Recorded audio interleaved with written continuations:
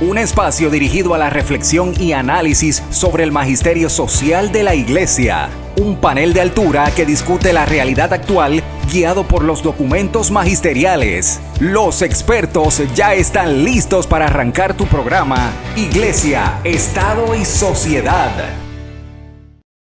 Bienvenidos a una edición más del programa Iglesia, Estado y Sociedad, que es un espacio donde se discuten y se analizan temas importantes de nuestra sociedad y que también son atendidos por el magisterio social de nuestra iglesia.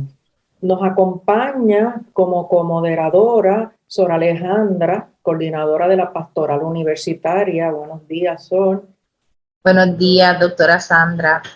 Y nuestro invitado, compañero y colega, el doctor Jorge Macías, director del Instituto de Matrimonio y Familia de nuestra universidad y profesor de teología. En este momento quisiera excusar al licenciado Israel Santiago, que es el director del Instituto de Doctrina Social de la Iglesia, que por razones de salud no nos puede acompañar y oramos por su pronta recuperación. Así que vamos ahora, en este momento, a dejar a Sor Alejandra para que nos presente a nuestro invitado. Pues nos alegra hoy estar con ustedes. Hoy nos acompaña el doctor Jorge Macías, como bien decía la doctora Sandra Ramos, que es director del Instituto de Matrimonio y Familia de nuestra institución. Además, es profesor de teología en nuestra universidad y posee una licenciatura en Teología del Angelicum. Y algo importante por lo que lo tenemos hoy entre nosotros es porque esa licenciatura es en ecumenismo. Así que bienvenido, doctor Jorge Macías, y empecemos por ahí, que es el ecumenismo, para que podamos entender un poco de qué vamos a estar hablando. Bueno, primeramente darle las gracias por la invitación. El tema del ecumenismo, a mí ya desde hace muchos años, es un tema que me apasiona muchísimo debido a que la realidad del mundo en que vivimos, donde existen tantas iglesias cristianas, pues muchas veces nos preguntamos por qué las iglesias cristianas son tantas cuando Cristo nada más que fundó una sola iglesia. Entonces, ante la primera pregunta que se me hace, ¿qué es el ecumenismo?, debemos primeramente de analizar qué significa ecumenismo, o sea, de dónde viene la palabra ecumenismo. Y la palabra viene del griego oikomene, que significa la tierra habitada, el mundo donde hay personas, donde hay gente viviendo, o al menos la tierra conocida. Eso es la oikomene. Del punto de vista de la iglesia, significa la iglesia universal, la iglesia que está en todas partes donde hay personas. De aquí viene el término que muchos de ustedes han escuchado, de ahí viene el término de concilio ecuménico, para significar un concilio de toda la iglesia. ¿Ok? Más tarde nace lo que conocemos como el movimiento ecuménico.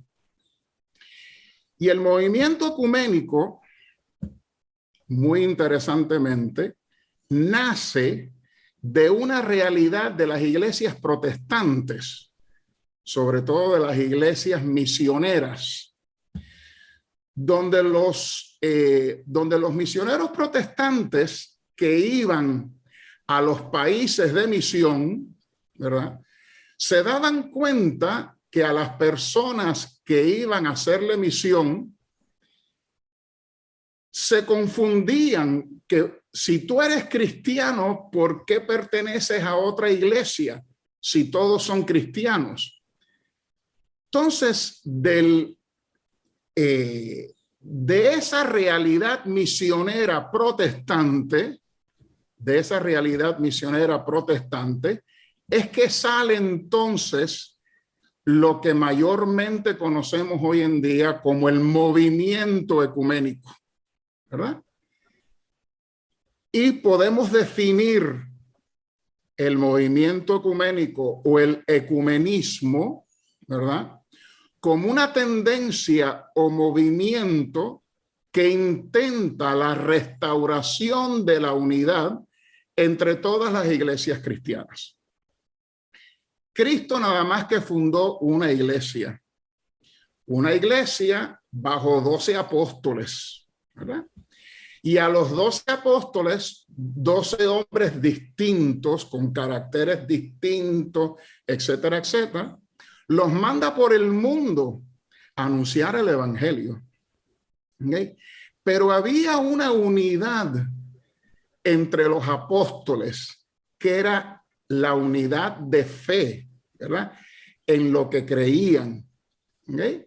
Y entonces, muy temprano en la historia de la iglesia, se nota, inclusive en las mismas Sagradas Escrituras, también se puede notar eso, que era bastante difícil de mantener la unidad de fe entre las personas que se bautizaban, entre las personas que eran cristianos.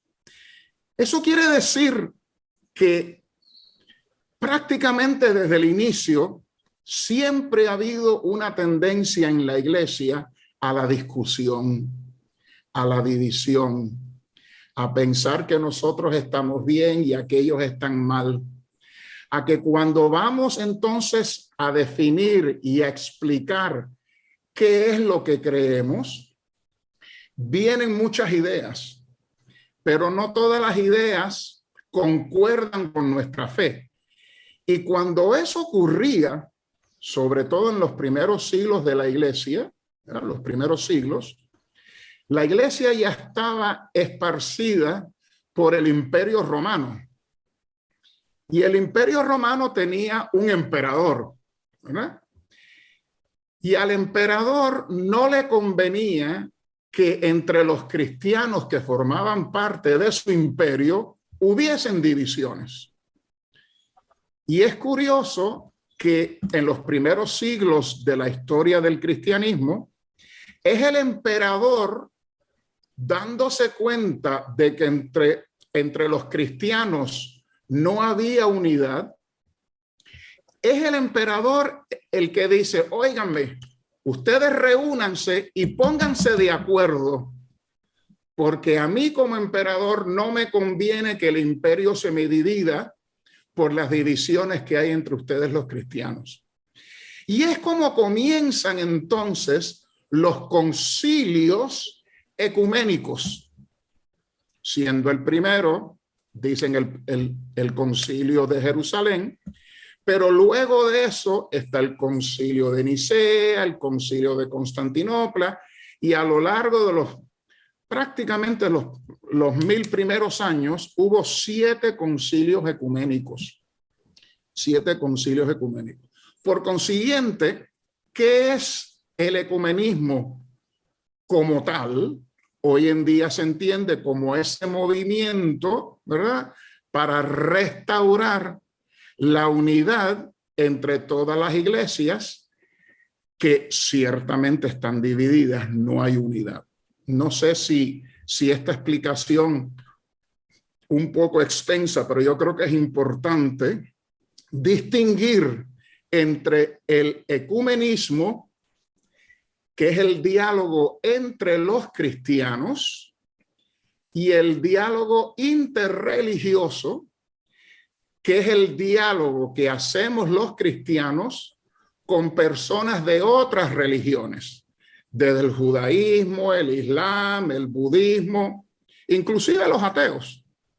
Así que el ecumenismo como tal se concentra única y exclusivamente en el diálogo fraterno, pues con otros cristianos, entre los cristianos, ¿verdad? Así que no sé si eso cumple como respuesta a tu primera pregunta. Siguiendo esa misma línea de pensamiento, ¿verdad? El Papa Francisco en el tema de ecumenismo nos invita, de hecho lo define como caminar juntos en oración y en obras de caridad y en testimonio de fe. Y ahí entonces es que viene mi pregunta, indistintamente, ¿verdad? Y gracias por la aclaración del ecumenismo y el otro que es interreligioso, ¿verdad? Porque la gente tiende a confundirlo. Pero en cualquiera de los dos casos hay unos puntos comunes de diálogo, porque aún en el primero hay unos debates, aunque sea entre cristianos. Pero ahora yo quisiera hablar un poquito de la parte positiva de la discusión, y es qué espacios comunes de diálogo ya se identifican. Pues mire, doctora Ramos, te voy a llamar Sandra porque somos compañeros. Seguro. Así que eso de doctores y todo eso, Sandra. Yo creo que el Papa Francisco, y no únicamente él, Papa Francisco ha sido una persona, un profeta. Los profetas no son los que adivinan el futuro. Los profetas son los que ponen oído en tierra, se dan cuenta de lo que está pasando y, escuchando la realidad en que vivimos, que en términos teológicos podemos llamarlo los signos de los tiempos, el Papa se ha dado cuenta de lo que necesitamos y que si no nos ponemos de acuerdo va a pasar algo peor. ¿Y qué es lo primero que el Papa Francisco se da cuenta? Que el mundo en que vivimos de hace 50 años es muy distinto al mundo en que vivimos hoy, aunque no hemos cambiado de planeta y el ser humano sigue siendo ser humano. Pero ¿qué es lo que ha cambiado? Es el contacto, el encuentro con las personas que viven lejos de nosotros. O sea, lo que nosotros llamamos el planeta Tierra ahora es una pequeña aldea, en donde lo que ocurre en Indonesia, que está lejísimo de aquí, a los pocos minutos ya lo encontramos. De hecho, una de las noticias que ha salido, creo que hace 2 días, fue la muerte de un sacerdote dominico, joven de 40 años, un muchacho, que lo asesinan a puñaladas mientras estaba confesando. Y creo que eso pasó, creo que en Filipinas, no estoy muy de acuerdo, pero pasó muy lejos de aquí. Inmediatamente ya la iglesia sabe que ese sacerdote murió, mártir. No tenía la intención de dar la vida por Cristo ese día seguramente, pero la acción, o sea, de la forma que muere como mártir. Por consiguiente, algo que pasa tan lejos de nosotros, inmediatamente nos damos cuenta. Y el Papa Francisco se da cuenta, como nos damos cuenta todos nosotros, que hay algo que nos une, independientemente de la religión que uno profese o independientemente si uno es creyente o no, y es la humanidad. Todos somos seres humanos. Desde el punto de vista cristiano, nosotros vemos que los seres humanos somos hijos e hijas de un Dios que se revela como Padre, ¿verdad? Y entonces, como hermanos de un mismo Padre, no nos queda más remedio que conocernos, de saber qué es lo que nos pasa, cuáles son tus necesidades, cuáles son tus anhelos, cuáles son tus dudas, tus problemas, tus sueños, tus éxitos. Y para eso tenemos que sentarnos a hablar y conocernos. Y en la última encíclica que el Papa Francisco escribió, le da por nombre Fratelli Tutti, que lo que significa es que todos, no solamente los cristianos, todos somos hermanos y hermanas. Y como hermanos y hermanas de una misma casa, tenemos luchas en común, anhelos en común, ¿verdad? dudas en común y muchas veces, y por desgracia, guerras en común. Pero no podemos seguir viviendo en un mundo en donde pensamos que como yo no conozco a aquellos que viven lejos de mí, no tienen nada que ver conmigo. No. Somos todos hijos e hijas de un mismo padre y vivimos en una misma casa. Una casa que poco a poco, debido a los medios de comunicación y técnicos, la casa se está haciendo cada vez más pequeña y más pequeña y más pequeña. Y no nos queda otra cosa que darnos a conocer. Ok, creo que Sor Angélica tenía una pregunta para nuestro invitado. Sor Alejandra, pero no pido vuelta porque Sor Angélica es una monja muy santa de las nuestras, de las mejores que tenemos. Sí. Los ángeles son buenos, eso no. Siempre. Sor Alejandra. Sí. Siempre. Macías, en estos tiempos veíamos, ¿verdad?, esta iniciativa al inicio de cómo nace, ¿verdad?, el ecumenismo que nace de las comunidades protestantes. Vemos esta iniciativa del Papa. ¿Por qué podríamos decir, y que los que nos están escuchando puedan entender, por qué es tan necesario hoy, en el siglo XXI, que exista el ecumenismo, que promovamos el ecumenismo, que procuremos vivirlo? ¿Por qué es tan necesario para estos tiempos? Mira, no solo en estos tiempos, sino desde la época apostólica, ¿verdad? Ya yo expliqué, ¿verdad?, principalmente que desde el principio de la iglesia ha habido esas tendencias a dividirnos, ¿verdad? Y la iglesia, desde el tiempo de los apóstoles, siempre estuvo preocupada por la unidad de la iglesia.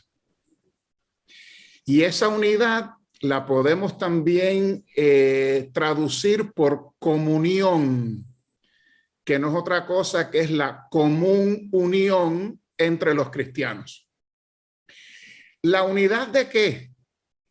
La iglesia siempre decía que era muy importante mantener la misma fe, los mismos sacramentos, y esta palabra suena un poco rara, pero es el mismo gobierno, que los pastores de la iglesia estén en comunión uno con los otros, ¿verdad? Y el pueblo de Dios todos en comunión con los pastores. Hoy en día, el mundo, como dije ahorita, es cada vez más pequeño. Por consiguiente, yo creo que es importantísimo como testimonio,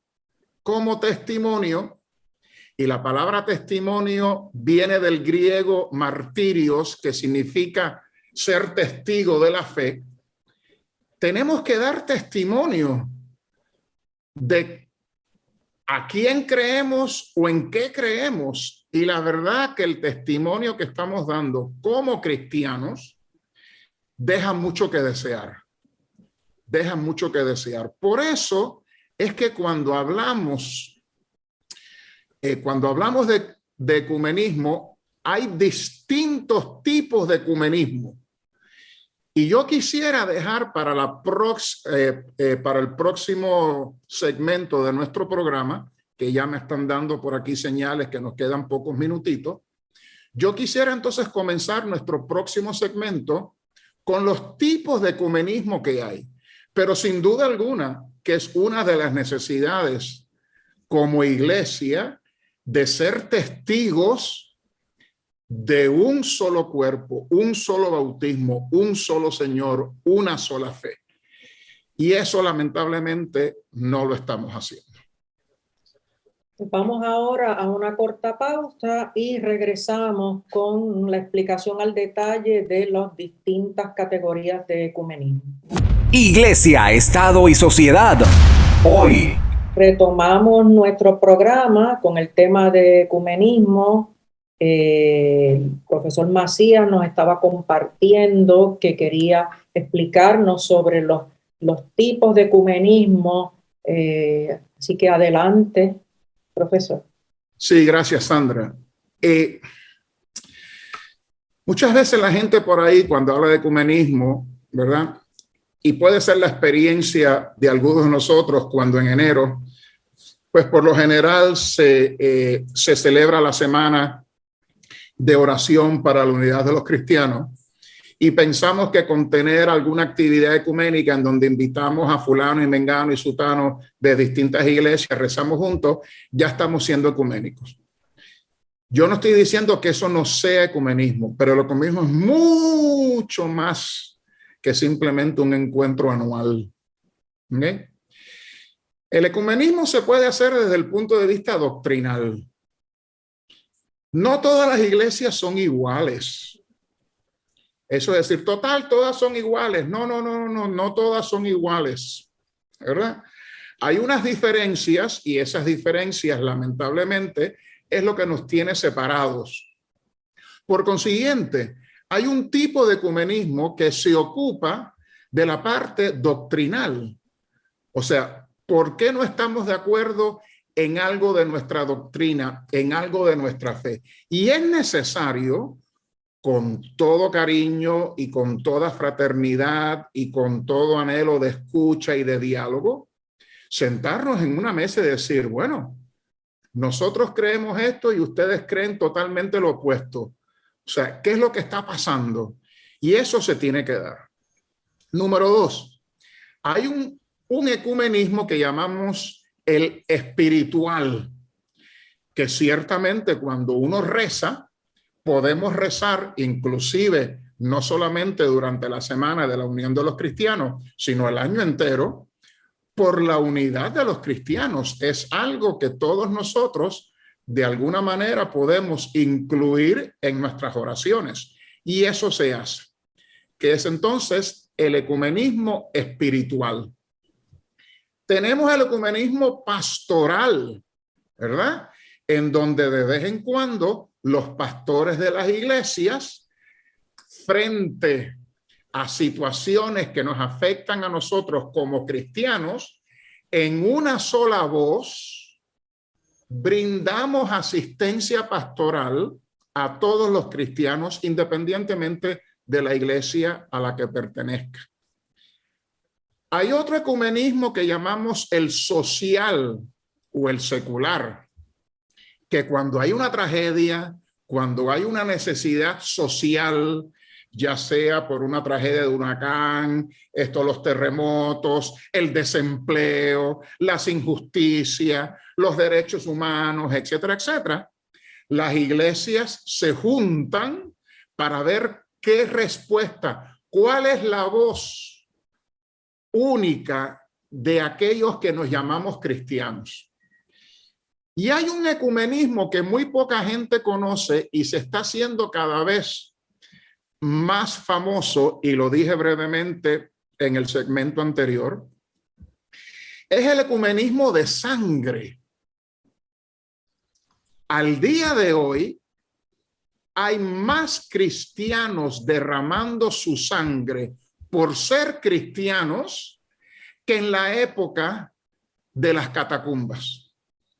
Hoy en día, lo que pasa es que la prensa no lo cubre, pero hoy en día en países, ya sean musulmanes, ya sean de otras religiones, ya sean ateos, hoy en día mueren más personas por ser cristianos que en otras épocas. Y ustedes pueden estar seguros que cuando el que ataca, cuando el que asesina, va a asesinar, no le pregunta a la persona, oye, ¿de qué iglesia tú eres? ¿Tú eres católico? Ah, ¿tú eres bautista? No. ¿Tú eres metodista? ¿O tú eres aleluya? No. Tú eres cristiano, por consiguiente te mato. Y el derramamiento de sangre, la sangre no tiene los labels, ¿verdad? De decir, este es católico o este es pentecostal o aquel es aleluya. Es la sangre humana de un cristiano. Y por eso es que quería entonces enfatizar la diferencia y la variedad de actividades ecuménicas. Bien. ¿Y qué dice el magisterio de la Iglesia sobre el tema de ecumenismo específicamente? Bueno, si por magisterio llamamos a las enseñanzas oficiales de la Iglesia, ¿ok? Pues sin duda alguna que el magisterio últimamente tiene mucho que decir. Y digo últimamente porque antes del Concilio Vaticano II, y asumo que estás hablando del magisterio de la Iglesia Católica, ¿verdad? Antes del Concilio Vaticano II, la Iglesia no tenía este espíritu ecuménico como lo venimos hablando ahora. ¿Por qué? Porque la Iglesia decía, nosotros somos la Iglesia de Cristo, ellos son los que se fueron, por consiguiente, nosotros no tenemos por qué ir a buscarlos, que vengan ellos y ya. Y hay un poquito todavía entre algunos católicos y algunos no católicos que piensan exactamente lo mismo. Son ustedes quienes se fueron, por consiguiente, son ustedes los que tienen que volver. El Concilio Ecuménico Vaticano II, movido por el Espíritu Santo, evidentemente que tuvo gran importancia en lo que la Iglesia magisterialmente enseña sobre el ecumenismo. Ya no se habla, ya no se habla tanto de ellos que se han ido, y los que se han ido son o unos apóstatas, o unos herejes, o unos cismáticos. Ese lenguaje, aunque todavía hay grupos, sobre todo por las redes sociales, hay grupos que todavía utilizan esos nombres, la Iglesia Católica en su magisterio no utiliza esos nombres o esos epítetos, ¿verdad? Entonces la Iglesia en el Concilio Vaticano II, ¿verdad? Que ya muchos de nosotros, no sé si Sor Alejandra había nacido para entonces, pero yo estoy seguro que Sandra y yo ya habíamos nacido. Pues el Concilio Vaticano II se da cuenta, movidos por el Espíritu Santo, de la realidad de otros cristianos. ¿Y qué nos une con los otros cristianos? Es que si como católicos creemos que hay un solo bautismo, y si el bautismo es por agua y trinitario, una persona queda bautizada, en las iglesias protestantes bautizan con agua y trinitario. Por consiguiente, ya hay un vínculo que nos une a nosotros los católicos con los hermanos protestantes. Lo que pasa que ese vínculo, que muchas veces nosotros podemos llamarlo la comunión que existe entre nosotros, hay dos tipos o grados de comunión. Existe la comunión plena, que es lo que tenemos todos nosotros los católicos, inclusive aquellos que hablan mal del Papa Francisco, todavía son católicos y hasta cierto punto, ¿verdad? Estamos en plena comunión. Pero hay otra comunión que es parcial. No es que no estemos en comunión cero, no. Es que es parcial. Y esa es la comunión que nos une con los hermanos no católicos. Entonces, en el Concilio Vaticano II, en la Constitución Apostólica, ¿verdad?, dogmática de la Lumen Gentium, donde la Iglesia se autodefine, dice quiénes somos nosotros. La Iglesia, voy a buscar por aquí la Iglesia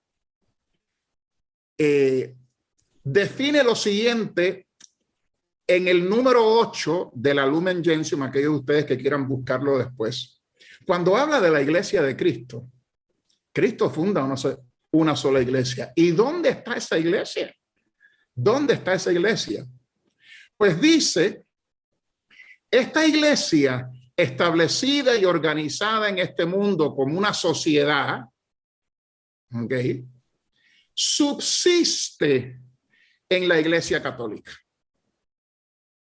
Algunos padres conciliares querían poner ahí que la Iglesia de Cristo es la Iglesia Católica. Y otros decían, hay realidades de la Iglesia de Cristo que están más allá de las fronteras de la Iglesia Católica. Por eso es que utilizan la palabra subsiste en la Iglesia Católica, gobernada por el sucesor de Pedro y por los obispos en comunión con él. Entonces dice, y esto es importantísimo, si bien fuera de su estructura se encuentran muchos elementos de santidad y verdad que, como bienes propios de la Iglesia de Cristo, impelen hacia la unidad católica. ¿Qué quiere decir eso? El Concilio Vaticano II reconoce que hay elementos de verdad y santidad en las iglesias que no son católicas. Pero no son verdades que nosotros no tenemos, no, son verdades y gracia santificante que nosotros tenemos, y porque nosotros también lo tenemos, eso que nos une nos impele hacia la unidad. Luego del Concilio Vaticano II, sin duda alguna, uno de los documentos, dentro del Concilio Vaticano II, hubo otro documento dedicado expresamente al ecumenismo, que se llama la Unitatis Redintegratio, ¿verdad? Y en ese documento, que lamentablemente estoy seguro que hay sacerdotes, catequistas, y no quisiera meterme contra los obispos, pero posiblemente habrá alguno que otro obispo. En Puerto Rico no, porque sé que los de Puerto Rico lo han leído. No se han leído esto. Y es un documento oficial de la Iglesia, ¿verdad?, sobre la reintegración de la unidad. Luego del Concilio Vaticano II, el Papa San Juan Pablo II, de feliz memoria, y que yo tuve el honor y el privilegio de poder saludarlo y hablar 2 o 3 palabras con él, en el año 1995, escribió una encíclica llamada Ut Unum Sint, que sean unos. Y esta frase, que sean uno, se toma del Evangelio según San Juan, capítulo, creo que es el capítulo 17, versículo 21, donde Jesucristo en la última cena, frente a los apóstoles, le reza al Padre la siguiente oración: te pido que todos sean uno. Aquí está el Ut Unum Sint.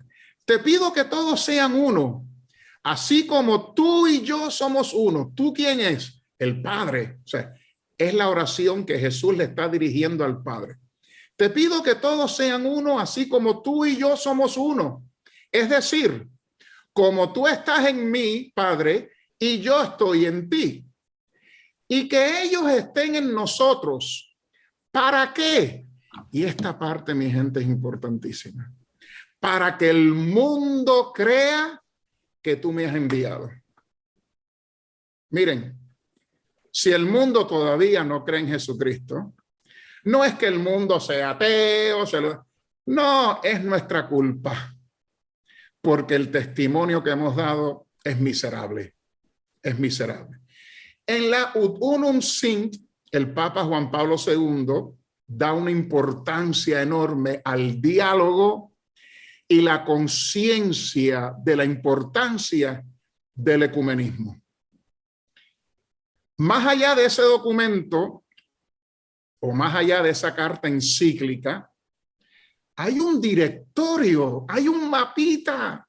No hay que inventarse, ay, ¿qué es lo que hay que hacer? No, hay un directorio que se llama Directorio para la aplicación de los principios y normas sobre el ecumenismo. Y ese documento, en las clases de ecumenismo que yo doy en el seminario y las personas que me invitan, tratamos el directorio. Y en el directorio, entre las cosas que se dicen, es que la Iglesia católica, se vive, se refleja en la Iglesia diocesana. en la iglesia diocesana. Por consiguiente, a cada diócesis le corresponde a su pastor, su obispo y a los sacerdotes implementar lo que dice el directorio, ¿verdad? Entre ellos que tiene que haber un vicario de ecumenismo. Nosotros en Puerto Rico, la Conferencia Episcopal Puertorriqueña, gracias a Dios somos pocas diócesis, nada más que hay 6, ¿verdad?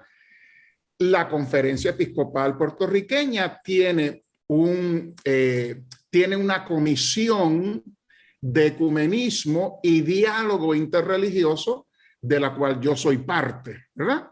Habemos, creo que somos como 4 o 5 personas y quien la dirige es el arzobispo de San Juan, ¿verdad?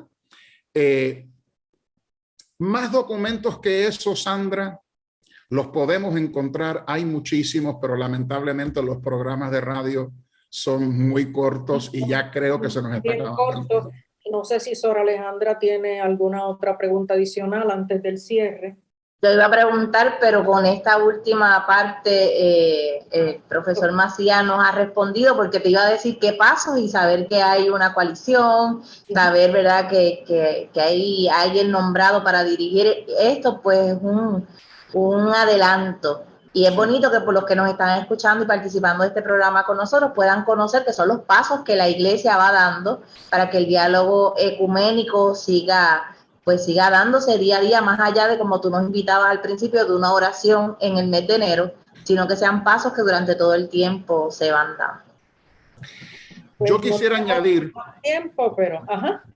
Yo quisiera añadir, y no sé si el tiempo nos da, ¿verdad? Y es que también hay un ecumenismo que la gente hace sin darse cuenta. Y es el ecumenismo en la familia. ¿Cuántas familias existen donde miembros de la misma familia, uno es católico, la otra es bautista, la otra es pentecostal, y no les queda más remedio que sentarse y vivir en común unión, ¿verdad? Pero creo que eso sería para otro programa. Sí, es para otro programa y nos levantó algo que es lógico, pero habíamos perdido el sentido de que lo estábamos viviendo en nuestros propios hogares. Pues no tenemos tiempo para más, estamos agradecidos de Sor Alejandra y del doctor Macías Céspedes, así que nos queda todavía mucho por hacer. Hasta un próximo programa. Buen día. Iglesia, Estado y Sociedad es una producción del Instituto de Doctrina Social de la Iglesia de la Pontificia Universidad Católica de Puerto Rico. Tienes una cita la próxima semana a esta misma hora, porque el análisis y la reflexión continúan. Iglesia, Estado y Sociedad, una producción de la Pontificia Universidad Católica de Puerto Rico.